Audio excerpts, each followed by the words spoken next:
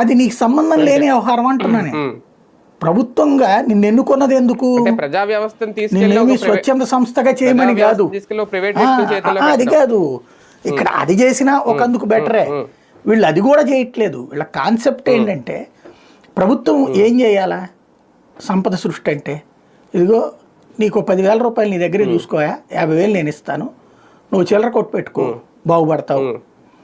లేదు మీ ఏరియాలో కూరగాయలు కొట్లు లేవు, నీకు కూరగాయలు మేము సప్లై చేస్తాం. లేదా ఈజీగా ఇంకా సరిగ్గా చెప్పాలంటే ఒక ఏరియాలో ఒక కొబ్బరి బొండాల షాప్ పెట్టుకో, ఇంకోటి కూరగాయల షాప్ పెట్టుకో, ఇంకోటి టిఫిన్ సెంటర్ పెట్టుకో. దీనికి ప్రభుత్వంగా మేము నీకు ఆ ముద్రా బ్యాంకు లోన్ ఇప్పిస్తాం. ప్లస్ నీ దగ్గర నుంచి కావాలంటే కనుక ప్రభుత్వానికి నీ దగ్గరలో ఉన్నటువంటి స్కూల్లో కూరగాయలు నువ్వే పెట్టుకో, నీ కూరలతోనే వండు.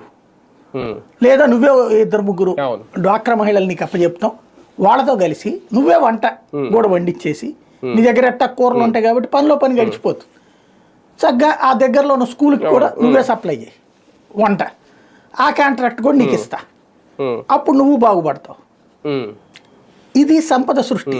ఈయన చెప్పిన చేపల కథలో అసలు నిజం అది. ఇప్పుడు ప్రభుత్వం అనేటటువంటిది అట్లా నీ పాత్ర ఏంటో నువ్వు చెప్పు. ఎవడో ఆ ఏరియాలో కోటీశ్వరుడు ఉంటాడంట, వాడిని వీళ్ళు పట్టుకుంటారంట. అట్లా